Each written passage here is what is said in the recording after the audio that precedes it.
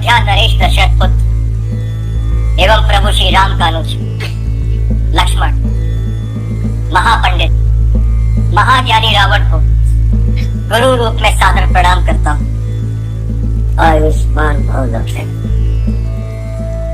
कहो अपने जीवन की संतन बेला मत, मैं तुम्हारे किस हित की पूर्ति कर सकता हूँ।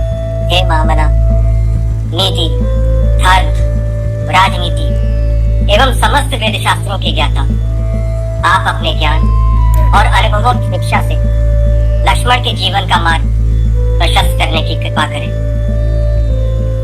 मैं देख रहा हूँ लक्ष्मण कि तुम एक योग्य शिष्य की पात्रता लेकर उपस्थित हुए। अस्तु, मैं अपने जीवन के कुछ अनुभव तुमसे अवश्य साझा करूं। हे सुमित्रा नंदन, अहंकार चाहे सत्ता का हो या सौंदर्य का, शक्ति का हो या भक्ति का, धन का हो या धर्म का, वो बड़े से बड़े विश्व विजेता को नष्ट कर देता है। इसका प्रत्यक्ष उदाहरण ये कि लोक विजेता, विद्या विचारक, महापंडित रावण अहंकार में तीनों गए, कुल, गौरव और वंश। ना मानो तो देखो इस रावण का लक्ष्मण। रावण को अपने ज्ञान का अहंकार था और तुम्हारे भाई राम को अहंकार का ज्ञान।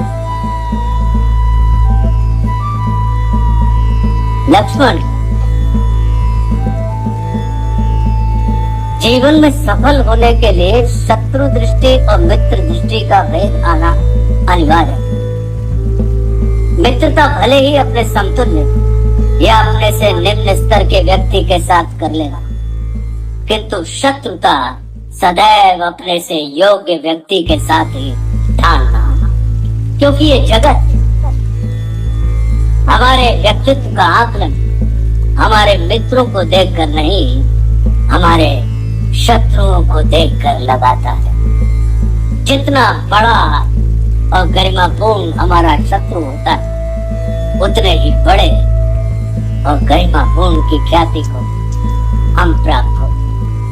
देखो ना, इस जगत ने जो कुछ राम से जुड़कर प्राप्त नहीं किया, उसे रावण ने राम से लड़कर प्राप्त कर लिया।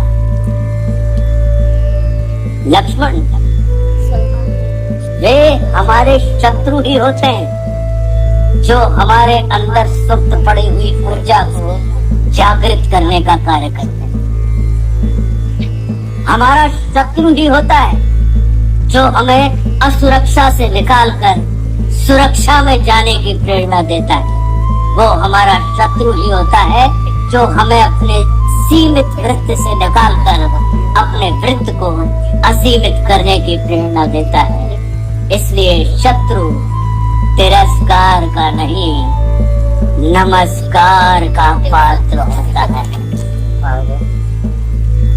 कभी अपने शत्रु को नमस्कार करके देखना, वो तुम्हारा परिष्कार करता है। लक्ष्मण, जैसे शरीर को संचालित करने वाला मस्तिष्क आकार में शरीर से बड़ा नहीं होता, गज को संचालित करने वाला अंकुश आकार में गज से बड़ा नहीं होता, वैसे ही व्यवस्था को संचालित करने वाले व्यवस्थापक को कभी भी व्यवस्था से बड़ा नहीं होना चाहिए।